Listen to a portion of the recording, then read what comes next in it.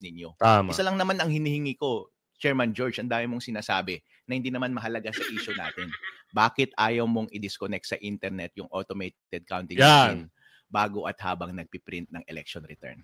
Basta ang isang makina ay corrupt, ay gumagawa ng isang bagay na hindi dapat niya ginagawa, kahit hindi pa niya ginagawa yung masamang bagay na yun, pwede mong sabihin na corrupted. Chairman George Garcia, ikaw ang fake news. Halatang wala kang alam sa mga bagay na to. Mas maganda siguro na imbita ka ng IT expert at magdebate kami. Yeah. Let's go po to this case that was filed against you just yesterday. So vloggers filed a libel case against you. Can you let us know what your comment is on this? Well, you know, I just found out that there was a case filed against me just yesterday, no? I don't know when they filed it, but sabi ko nga, kasama naman yan eh. Siyempre, takot yan mga yan humarap sa TRICOM. Takot yan mga yan in fact, ang kanilang basis for filing a libel case against me is a pure harassment case, no? Para lang mahinto yung investigation at yung committee hearings ng TRICOM. Yes. Magandang hapon muli sa ating mga kasama. Nandito na naman si Kuya Goods nagbabalik. At syempre, kung hindi ka pa nakasubscribe sa ating channel, pa-subscribe na lang po at hit mo na rin yung bell para lagi kang updated sa ating mga video. Wag lang bell. I-bell all nyo po. Wag lang hit. I-bell all nyo po para nakakatanggap kayo ng ating mga video. Merong notification kayo marireceive. Once na nag-upload tayo ng video natin. Ito yung dapat nating malaman. Totoo kaya ito? Impeachment ni BP Sara inatras ng Senado? Question mark. Natakot sa korte, ayaw magkomento. Yan yung title. Pero kailangan nating malaman kung ano yung nilalaman ng slide na ito. Kasi, itong mga durobo, parang hindi na masyadong maingay pagdating sa impeachment. Kasi nagsalita na si Quezon eh. Huwag niyo kaming madaliin.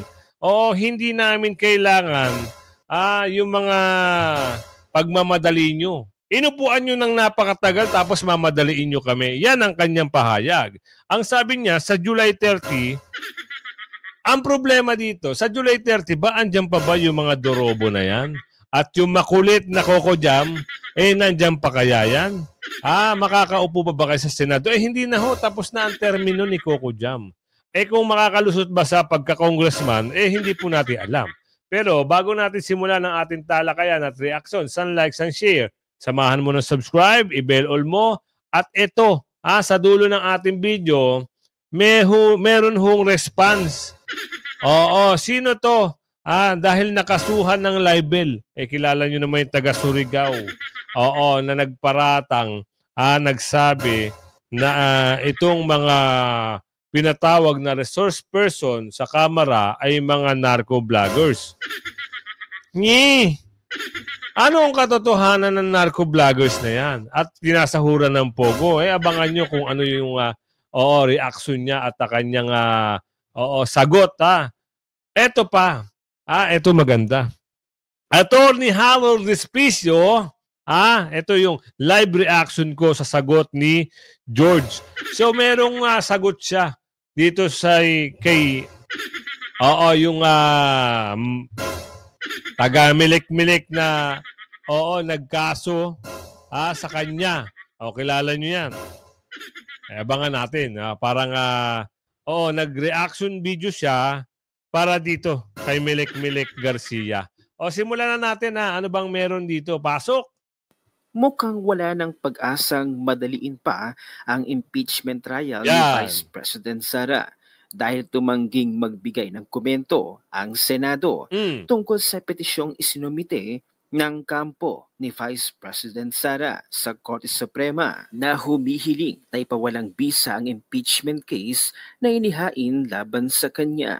Ito ay may kaugnayan sa petition for certiorari and prohibition na inihain ng kampo ni Vice President Sara sa Supreme Court upang ideklara ang ika-4 na impeachment complaint na inihain sa Senado ng Kamara na unconstitutional. Hiniling din kasi ni Vice President Sara sa kataas-taasang hukuman na maglabas ng temporary restraining order upang ipatigil ang proseso ng impeachment. Subalit base sa manifestation ad coetam na isinumite ng Senado sa Korte Suprema sa pamamagitan ng legal counsel nito na si Maria Valentina Cruz nitong Huwebes, March 6, sinabi ng Senado na malinaw nakasaad sa konstitusyon na may kapangyarihan ng mataas na kapulungan na mag-convene bilang isang impeachment court upang litisin at desisyonan ang mga kaso na kinasasangkutan ng mga impeachable officials, kabilang daw si Vice President Sara. Ang manifestation ad coetam ay isang deklarasyon na binabalangkas out of caution bilang tugon sa isang petisyon na inihain sa korte. Respondent Senate, which has the sole power to try and decide all cases of impeachment under the Constitution, cannot therefore possibly make a comment on the petition and thus asks the Honorable Court that it be excused from submitting the comment. Ang petition kasi ni Vice President Sara is in the constitutionality of the impeachment procedures. Si Escudero naman ang isinusulong na ang Senate ang dapat makinig sa impeachment dahil sa 1987 Constitution ang Senado ang naatasan na makinig sa mga impeachment cases. Pero correct me if I am wrong. Kaya para sa akin, magkaiba ang diringgin sa sala ng Supreme Court at iba rin sa Senado. But if Supreme Court favors the impeachment petition of Vice President Sara na nagdedeklara na ito ay null at void because it has violated constitutional procedures when filed, then walang diringgin ang Senado. Again, correct me if I am wrong. Kung hindi magkokomento ang Senado, ibig sabihin, bahala na ang House of Representatives na magdepensa dyan sa impeachment. Total, sila naman yung lumaba. At saka ad coetam, being cautious yan. Alam nilang marami silang mali. Anong kinakatakot? Bakit nag-iingat? Na pumanig ang Supreme Court sa Vice President Sara petition? Na papumanig ay sampahan ng kaso ang bawat isang pumirma? Yan. Ganoon ba yun? Samantalay kung pag-uusapan naman patungkol sa fake news peddler, aba hindi ba dapat kabahan itong si BBM dahil ang kanyang mga isinasagot sa mga katanungan ng mga media reporter ay kasinungalingan. Ang kanyang statement ay hindi tugma sa mga nangyayari ngayon sa bansa. Kaya't kami dapat taong bayan ang mag-ingat sa pagpapakalat ng fake news dahil tila nangyayari pa ito mismo at nagmumula pa sa gobyernong Marcos na siyang binigyan ng comment at reaction ni Coco Locoy. Ayan, pakinggan natin ang buong video. Pinaiigting na talaga ng Malacanang ang laban nila tungkol sa fake news. Maganda yan, Bongbong Marcos. Pero may isang vlogger ako na isusumbong na mahilig talagang mag-fake news. Wala, sino kaya yan? Recently, nag-vlog pa lang siya, BBM Vlog 267. Ayan, itong vlogger na to, may mga ebidensya ko na mahilig mag-fake news. And once again, I stress that kung merong mang nasaktan, ay may galos lamang, may sugat lamang, no major injuries or sige sa tulukan, sa girian. Ngunit wala namang nasaktan na, wala namang namatay, walang nabaril. Dahil walang ulitin ko. Lahat ng pumasok sa KOJC compound, lahat ng tao natin, ni isa doon ay may dalang baril. Wala sa kanilang may dalang baril. Dahil hindi mo na malaman kung may dalang baril, iba yung nagiging usapan. Ang instruction ko sa kanila, wala akong gusto masaktan. Hindi ko naman gusto masaktan yung mga member ng KOJC. Tinutulungan lang nila yung kanilang sinusundan na leader. Ulitin natin Talking about this political na hindi na totoo yan. You go to any human rights advocate, there's nothing that we do. Lahat ng pumasok na pulis, hindi armado. Walang baril, kahit isa.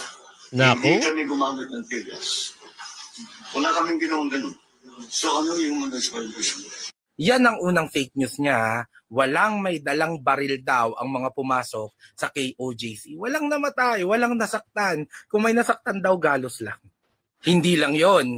Itong vlogger na to ay nahuli ko pang nakikipagdebate sa sarili niya. that he is probably the first local government official to come to Leyte, bringing relief goods and other medical assistance during the typhoon of Yolanda. Hindi makakalimutan niya ng mga Taclobano, ng mga Waray, na talagang nung hindi pa naman siya presidente, hindi naman siya kailangan pumunta doon. Mayor siya ng Davao. Pero pumunta siya doon siya mismo at ang dami niyang dalang mga doktor, marami siyang dalang gamot, marami siyang dalang relief goods at nakiramay naman siya doon sa... Yan yung panahon na mabait pa siya dahil nanliligaw siya sa mga Duterte. Meron din akong kilalang nagpe-fake news. Mautal-utal nga eh. Hindi alam ang sasabihin. Gusto yung makita. Bago natin pagpatuloy ito. Sino ba ito? Kilala nyo ba ito? Tignan natin ha. Baka kilala nyo itong mama na ito. Teka lang ha. Huwag ka masyado magmamadali. Oo, ipapasok kita para malaman ng ating kababayan kung sino ka. Oo, mas maganda. Ikaw na lang magkwento sa amin. Ay. Teka lang ha. Kilala nyo ba ito?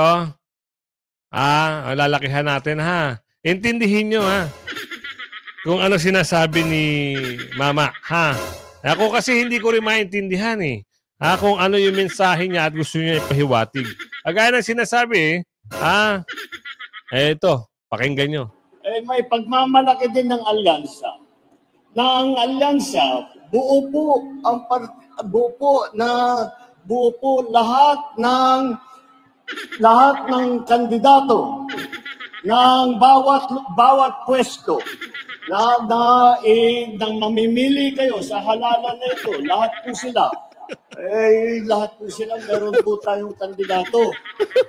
Kaya po, ang dahilan po dyan, dahil yung ibang grupo, sinasabi, paano nyo nabuo yung napakaraming tao na para sumama sa inyong alyansa.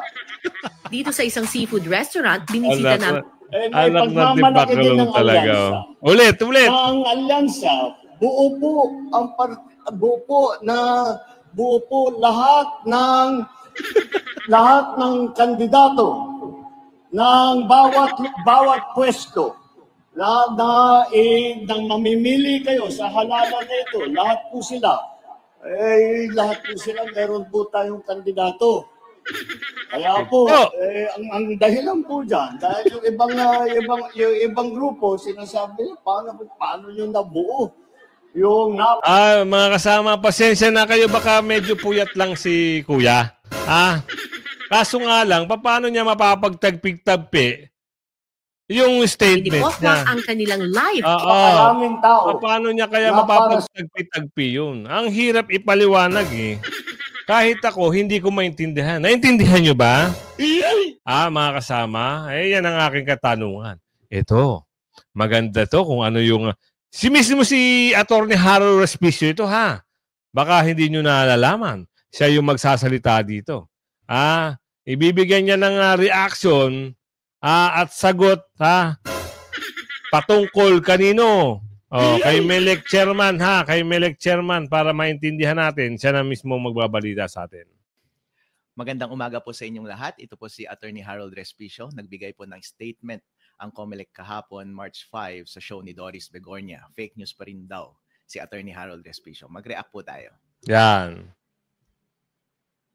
Andun yung mama, yung abogado chairman, talaga pinaninindigan niya na pwedeng ma-hack, pwedeng mapakialaman yung ating mga makina pagdating sa eleksyon. Talaga naninindigan siya. Hakabol ang sabi niya. Saka kinasuhan. Pwede naman talaga. Ito naman dalawa na itong angkor na ito. Pwede naman talaga. Oo. Pag ho kayo ay walang alam sa mga cybersecurity, wag na ho kayong... sa bagay, magkakampi daw kayo, sabi ni Aling Ledesma. Ganun talaga pag magkakampi. Tuloy mo, Atty. Respicio. Daw siya dahil talagang parang pwedeng mangyari yung kanyang akusasyon. Tama. What do you say, Chairman? Una, hindi ko po tatalakayin yung mismong kaso sapagkat syempre nandiyan na po yan sa prosecutor's office ng City Hall ng Manila.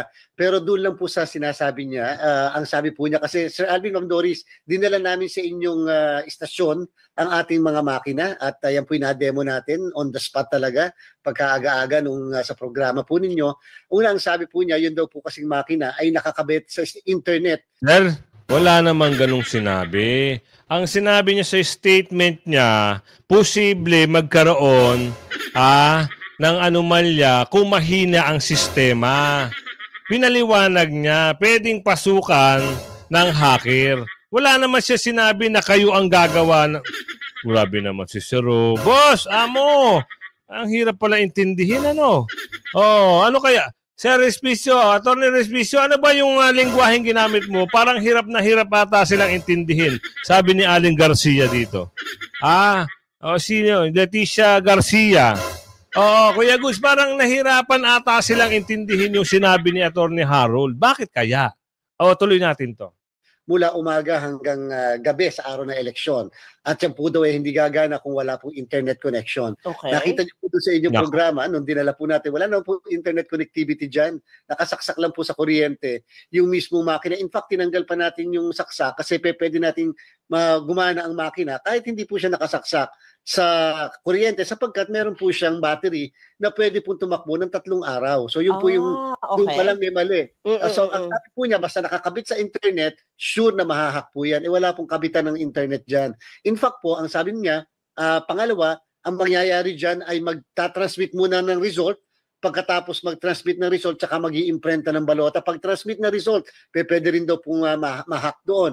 Hindi po ba ang ating sinasabi? Nasa guidelines po natin yan. Nasa TOR, nasa source code review, at nasa lahat po ng demo namin na magpiprint muna siya ng 9 na election returns. Yung isa, ipapaskill ka agad sa labas ng presinto, at pagkatapos tsaka po siya magta-transmit ng result. So, ibig sabihin, bago po siya mag-transmit ng result sa PPCRB, sa NAMFREL, sa majority party, sa minority party, sa media, sa central server ng COMELEC, sa City or Municipal Board of Canvassers, ay alam na po ng lahat kung ano ang result sa presinto. Dahil nga po nakapag-print na at nakapag-paskill na. At sabi po niya pati, kapag kada po corrupted, yan pong machine ay pwede raw pong magawa ng paraan na madaya. Hindi po mapagka-corrupted kahit yung laptop natin, kahit cellphone natin. Hindi na po gumagana yun. So medyo imposible po kapag ka-corrupted. Sabi rin po niya ay pwede rin po ma-hack. Para po sa kaalaman ng lahat, hindi po tayo naka-public connect. Tayo po yung naka-private private po ang ating pong internet sa transmission, and therefore hindi po siya pwede yung ano po yung sinasabi niya. So doon pa lang po sa mga bagay-bagay na yun, medyo may mga mali po doon sa mga sinasabi niya. Kaya tama po yun. Ang sabi naman niya, pwede makipag-ugnayan kami. Tama po makikipag-ugnayan po kami sa kanya. Pero yun nga po ang dami na po. Sumang-ayon ka na pala eh. Ano pang problema? Saka wala namang ganun binanggit si attorney. Kuya. Gusto nyo pa-replay natin kay attorney kung ano yung sinabi niya? Gusto nyo ba makita yung video? Sana, hindi nyo pinadelete sa Facebook. Kaya nga sabi, ang tapang-tapang nito ni Attorney Harold dahil wala sang sinabing mga ganun na kung ano yung pinagbabanggit nyo. Hinayag niya. Kung ano yung sinabi niya, alam ko may record kayo i-play nyo para malaman natin. Malaman ng ating kababayan kung ano yung sinabi niya at sinabi nyo ngayon. Kung magtatali ba talaga. Tuloy! Niya kasing nasabi, hindi muna niya kami tinanong sa mga bagay na yan. If you are super confident na hindi... Ayun, yun po. Yung sinabi ni Chairman George Garcia. Wow! Yan. Sagutin mo, attorney. Mas magaling mag-fake news si Chairman George Garcia. Ang galing niyang magsabi ng mga bagay-bagay na hindi ko sinabi. Kita nyo? Kahit ako nagulat din ako eh. Bakit iba yung sinabi ni Melek Chairman? Bakit? Hindi naman ganun yung sinabi ni Attorney Harold. Parang may dagdag. Parang may bawas. Parang sobrang dagdag ata di umano. Anak ng bugi naman. Mama, baka ganyan din na. Wag naman sana, sabi ni Aling Garcia, Teresita Garcia. Kaapelido pa kayo Tuloy. Chairman George Garcia, kung merong nagpe-fake news sa ating dalawa, ikaw yun kasi lahat ng sinabi mo, hindi yun ang sinabi mo. Marami kang sinabing kasinungalingan na hindi totoo base sa rules at base sa totoong mundo. Okay, isa-isahin ko po lahat ng sinabi ninyo ha, Chairman George Garcia. Number 1 na sinabi ninyo is about sa demo. Sabi ninyo, gumagana yung makina kapag hindi connected sa internet tulad nga ng demo na ginawa ninyo sa mga host dyan sa show. Hindi naman yun ang point ko, Chairman George Garcia. As a matter of fact, ang explicit instruction nyo po ba, di ba?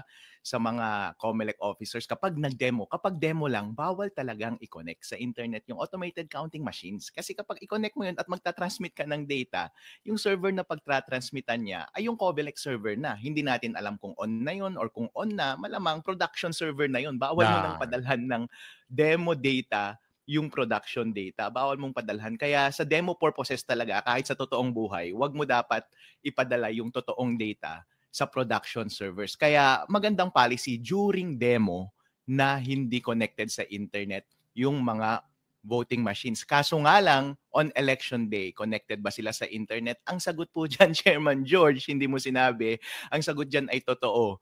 Tanungin mo yung mga tauhan mo sa COMELEC nung last election, connected ba sa internet buong maghapon? Opo. This election, pwede ba natin i-expect na mag-connected siya sa internet during election day? Yes! Kasi nga naman, doon sa reels ninyo, walang explicit na nakalagay doon na sinasabi na i-disconnect mo muna at saka mo lang i-connect kapag magta-transmit na ng data sa mga servers ng COMELEC. At tinanong ko rin yung mga COMELEC officials, given this handbook or rules ng COMELEC ngayon about sa paghawak ng voting machines, sa tingin mo ba dapat mong i-disconnect? Sa tingin mo ba connected buong araw yung voting machine sa internet on election day? Sabi nila, oo, kasi wala namang instruction sa akin na tanggalin yung internet connection dun sa voting machine on election day. Kasi as a matter of fact, days before ng botohan, merong troubleshooting na ginagawa. Lahat, including ng internet connection, ay itetest. Iko-connect mo na kaagad siya sa machine at kapag okay na yung pasok niya sa internet, ibig sabihin, wala ka nang gagalawin sa machine. Ililigpit mo yung machine, wag mong gagalawin. Pagdating ng election day, i-on mo na lang yung machine. Wala ka nang gagalawin dun sa internet connection. So, ang point ko dun is, pwede mong i-deduce talaga na connected siya sa internet throughout the day. Ang point ko dun is, dapat maging explicit sa rules natin na on the day of elections, dapat may instruction doon sa rules ninyo, Annex B ng COMELEC Resolution 11098, na nagsasabi doon na on election day, i-disconnect mo muna sa internet yung automated counting machine at i-connect mo lang siya after printing ng election returns. Yun lang po ang point ko, COMELEC Chairman. Kasi kapag hindi mo ginawa yun, kahit tanungin mo lahat ng mga teacher ngayon na nagbabantay ng mga presinto natin, hindi naman nila alam about sa IT eh. Hindi nila alam masyado tong issue na to. Siyempre, kung walang instruction, hindi nila gagawin. At kapag voluntaryo silang tatanggalin yung internet connection, sila pa ang madadali, sila pa ang papagalitan mo dahil gumagawa sila ng isang bagay na wala sa rules ninyo. Tama. Isa lang naman ang hinihingi ko, Chairman George, ang dami mong sinasabi na hindi naman mahalaga sa issue natin. Bakit ayaw mong i-disconnect sa internet yung automated counting machine bago at habang nagpiprint ng election return? Okay. Bakit ba kasi? Pwede naman Ha? Pwede naman. Para hindi magkaroon ng hocus-pocus, sabi ng naibang magaling sa IT. Kasi habang nakakonect sa internet yan, pwede nga pasukin. Diba?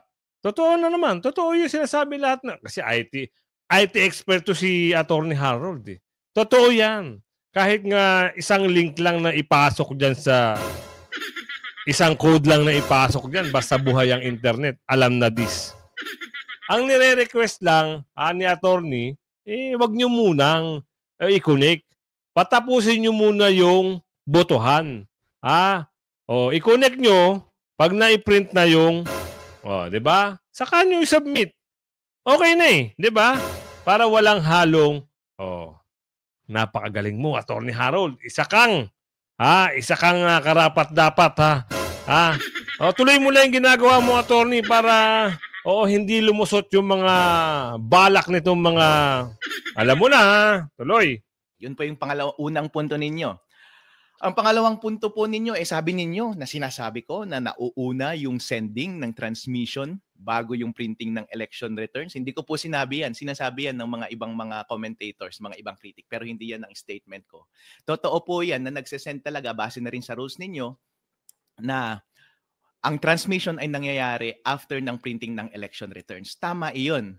Ang point ko lang is, dapat bago ka mag-transmit ng data, wag mo munang i-connect sa internet. Kasi kapag connected yung counting machine sa internet at corrupted yung source code ng makina na yun, hindi mo naman pala kailangan ng internet kasi hindi ka pa magta-transfer sa Comelec server eh. Di ibig sabihin, binigyan mo lang ng highway yung hacker para ma-access all that time yung makina at baguhin yung score sa loob. Therefore, mababago niya yung final score na nasa election returns. Di wala tayong kaalam-alam na iba pala yung final score sa totoong score na ibinoto ng taong bayan. Yun lamang po ang point ko, sir. Hindi ko kailanman sinabi na nauuna ang transmission kaysa sa printing. Kaya mahalaga talaga na tama na mauna yung printing, pero dapat yung printing bago at habang nagpiprint, hindi dapat connected sa internet yung automated counting machine para walang tsansa na mabago yung final score na nasa print. Period. Galing, ang galing. Hawak na ng mga watcher yung final score na hindi na bago, malamang yun na rin ang ipapadala ng makina. Pwede mo nang i-connect sa internet yung makina at ipapadala niya na yung same score na yun sa server ng Comelec. Napakalinaw naman po, di ba? Para ganun po ang ganun. Yun po ang point ko. Okay, sa pangatlong point ninyo, sir, about sa corruption, halata talagang wala kayong alam sa computer. Ang sinasabi ninyo, ang lahat ng corrupted na gadget ay hindi gumagana. No, sir. Kasi ang akala mo kasi kapag sinabing corrupted yung laptop or corrupted yung cellphone or corrupted yung USB mo, hindi gumagana, di ba? Gumagana. Alam natin na corrupted. Pero maraming level ng corruption. Ibig sabihin lang ng corruption is hindi buo ang integridad ng source code. Yan. Or gumagawa siya ng isang bagay na hindi dapat niya ginagawa. Hindi ibig sabihin na hindi niya na totally pinapagana yung bagay na iyon. Ibig kong sabihin ay, habang ginagamit mo yung automated counting machine, for all intents and purposes, mukhang gumagana pa rin siya ng maayos. Pero hindi natin alam na merong idinagdag na daanan para sa isang masamang tao para manipulahin or magbigay ng instruction sa makina na yon habang connected yung makina sa internet. Yun po ang ibig sabihin ng corrupted. Kaya po doon sa, nung January nga, merong demo na pinakita sa Senate, di ba? Yung cellphone gumagalaw kahit hindi mo ginagalaw dahil na-access siya remotely. Yung cellphone na yun, gumagana pa rin, hindi ba? Pero corrupted yung cellphone na yun kasi merong gumagawa siya ng isang bagay na hindi dapat niya ginagawa. Kasi kapag hindi hinahack yung cellphone na yun, gumagana naman siya, hindi mo alam na may nagbabantay na pala sa'yo. Akala mo, ang safe na safe ka. Corrupted siya kasi kapag gusto pala ng hacker at connected sa network, yung cellphone na yun, pwede niyang galawin yung cellphone na yun. At nakikita mo nga, ginagalaw yung cellphone na yun. Kaya nga po, kapag... Parang ganito lang yan, attorney. Parang team viewer ika nga. Paiksiin mo lang at palinawin mo na lang. Oo, baka hindi alam ni kuya. Oo, kung ikaw ay hacker at magaling ka talaga, internet. Sa internet lang ho talaga magkakatalo kung gusto mong manipulahin. Lagi nang sinasabi ni Attorney Harold, wag niyo munang i-connect para walang mga bagay-bagay, lalong-lalo na bigyan daan itong mga durobo na gagawa ng hindi maganda sa final result ng eleksyon. Di ba? Simpleng-simple lang Wala namang dinagdag si Attorney Harold Respicio dito na kung ano-ano na naman ang sinabi dito sa interview. Naku, tuloy! Basta ang isang makina ay corrupt, ay gumagawa ng isang bagay na hindi dapat niya ginagawa, kahit hindi pa niya ginagawa yung masamang bagay na yun, pwede mong sabihin na corrupted. Chairman George Garcia, ikaw ang fake news. Halatang wala kang alam sa mga bagay na to. Mas maganda siguro na mag-imbita ka ng IT expert at magdebate kami. Yan. Okay, kasi ang ginagawa mo, strawman fallacies lahat to kasi nungalingan lahat, nagsasabi ka ng bagay-bagay na hindi totoo sa totoong buhay, hindi totoo sa rules, at hindi totoong sinabi ko. Malabo kasi nga, pag hindi ka talaga, wala kang background sa IT. Marami kasing classification ng IT. Hindi porket magaling ka sa paggagawa ng computer, sa hardware, magaling ka na sa code. So, meron pang matindi dyan, yung tinatawag na, yung mga yung mga disalamin, ha? Magaling sila dyan. Alam nila kasi, yung mga gumagawa ng website, yung mga IT na pinapasok yung backdoor, o pinapasukan ng mga firmware na alam nyo na, ito si attorney, alam, dahil IT expert. At sinabihan niya tuloy na fake news. Sa sitwasyon, sa pahayag nito ni Melek-Melek, sa tingin natin, parang oo nga, naniniwala tayo. Dahil wala namang ganong sinabi si Attorney Harold Respicio. Nung nakaraang pahayag niya, walang ganon eh. Kung yung sinabi nito ni Melek-Melek Chairman, parang wala akong narinig na sa ganun yung pagkakasabi ni Attorney Respicio. Wala. Kayo ba? Survey tayo. Ganun ba ang narinig nyo? Yung pahayag niya ni Melek-Melek Chairman, ganun ba yung pagkakaintindi nyo sa sinabi ni Attorney Respicio? Parang hindi O kayo sumagot niya sa comment section. At eto na. Ano ang meron dito? Wait. Ang sagot ni Representative Ace, response to libel charges filed by bloggers at the forefront. Ano yung sagot niya? Tingnan natin. Para alam natin, kayo na ho ang bahalang humusga. Congressman Ace, kamusta naman po kayo ngayon sa Surigao? Okay. No, we're busy in our efforts to campaign, and we're moving from one town to another, and continuously sharing our platforms of government to our people here in Surigao. So busy pa rin po kahit na nag-adjourn na yung Congress.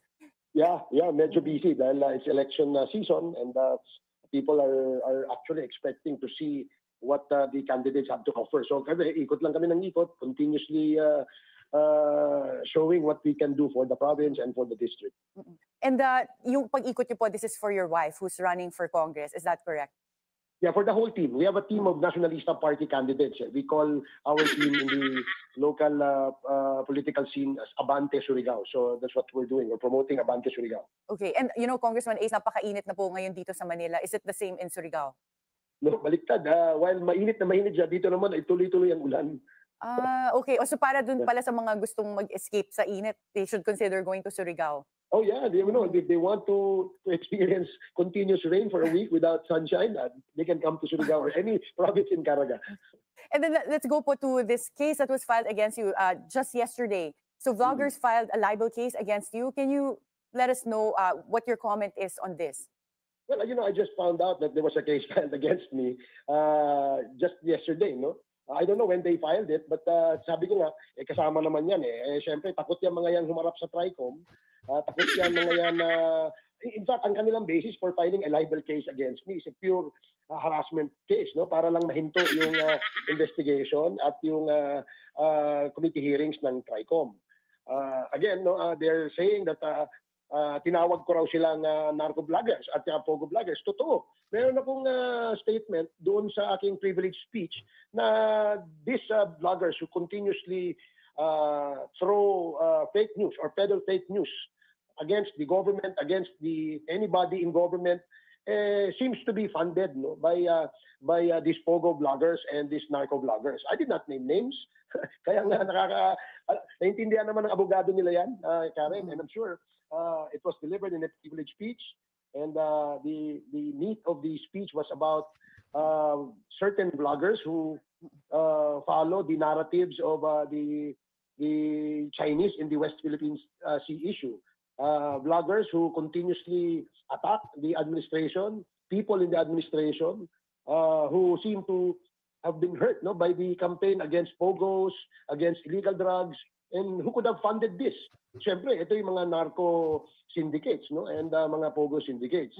And those who parrot, no, the narratives of these syndicates are perhaps being motivated by the amount of money that being paid. So siguro yun ang ano ko doon. Kaya nga dapat imbestigahan yan. Yeah. So Congressman Ace, in the past, you were quoted as asking the NBI to investigate the links of these vloggers to illegal drug operations and pogos. So That's right, is yes. this investigation being conducted right now? I believe so, Karen. Kasi I wrote that letter a few months ago before the start of the TRICOM. after I delivered several speeches, no, in the context of the social media platforms being abused by some bloggers, no. Kaya nga sabi natin, dapat magkaroon ng code of ethics or code of conduct para hindi ito maabuso at hindi ito magamit para makapanirang puri o bigay ng kaguluhan sa ating bansa. Yun ang objective ng investigation yan. And I'm sure the NBI is doing their job, no? They're investigating that. Is there any bill or at least technical working group right now in Congress? I know it has been adjourned, but before the adjournment, meron po bang grupo that started already drafting or looking into a law that would address fake news? Yes, I believe so, Karen. In the committee, the Tri Committee, we have already started inputting some ideas from those who attended the committee hearings, especially those that came from the academe. May mga ideas kasi sila na dapat gawin ganito ang social media platforms, no? Magkaroon ng isang regulatory policy or framework nang sa ganun ay masiguro na hindi ito maabuso. Meron din kaming kinonsider na mga opinion ng people in government, especially the advice and the suggestion of the CICC, and some respected journalists, both in print and in broadcast. So mukhang nabubuo na dahan-dahan itong aming gagawing batas, pero of course we still need more, no? Kaya nga gusto namin sana itong mga bloggers na ito na hindi naman guilty because they probably felt alluded to. Wala namang kami sinasabi, di ba? Wala namang kami pinangalanan. So, kaya nga dapat wala naman palang pinangalanan. Ha? Ngayon, parang iba na ho ang statement, Anak ng tipaklong talaga. Magaling. Yung bill na sinasabi dito, ang problema dito, tapos na ho ang termino nyo. Oo, sino ho nga magpapasa ng bill? Diba? Araw na ng kampanyahan, March, April, May, 2 buwan na lang ho. Tapos ngayon, may kaso pa kayo dito sa mga vloggers na, ang dami nila. Halos 7 po ata ang nagsampay sa inyo ng libel case na ang sabi nila ay tinawag yung narco vloggers at pinupondohan ng Pogo. Nako, kailangan nyo patunayan yan dahil pag nagdesisyon ang Supreme Court o Korte Suprema at hindi nyo napatunayan, nako, baka magbayad kayo ng di oras niyan. Pero hindi naman natin sinasabi na agad-agaran yan, no? Pag-aaralan pa ho yan. Pwedeng maging tama kayo, pwedeng maging mali kayo. Oo, kasi doon sa statement nyo, napakarami yung, parang napakarami yung vloggers na pinatawag nyo. Tapos, nagsalita kayo na itong mga vloggers na ito ay, di ba? Dapat merong konting, may konting, maayos na statement. Dapat may baka. Hindi yung tumbok agad. Baka itong mga vloggers na ito ay napoponduhan ng Pogo, yung mga ganun, hindi yung bira ng bira. Ang problema nito, tapos na, nagawa na, nasampa na rin yung libel case, sigurado kailangan, kayo naman din ang umatin sa patawag ng subpena. Yan ho ay sabi ni Aling Madrigal. Oo, magaling na manunood natin. Sagutin niyo ho yung mga, kinaso sa inyo. No, hindi lang naman daw sila ang ipatawag nyo sa kamara. Kung talaga naman meron daw kayong paratang, dapat sa korte. Ayun na sabi ni Aling Teresita, sa korte nyo ihain. Kung halimbawa ay sila talaga ay napapatunayan yung narco vloggers, sila ay natutumbok nyong pinuponduhan, pwede ho kayong mag-file ng kaso. Kayo mismo, kuya. Sir, boss, kayo mismo ang magpapile sa korte na kayo ho ay magsasampa ng kaso sa mga vloggers na sinasabi at nabanggit at pinatawag nyo as resource person. Kaya nga, update tayo mga kasama ha. Lagi kayong antabay sa ating mga daily vlog. Ayun yung sagot ni Manong Barbers dito sa nag-file ng case. Hanggang sa muli. Bye-bye.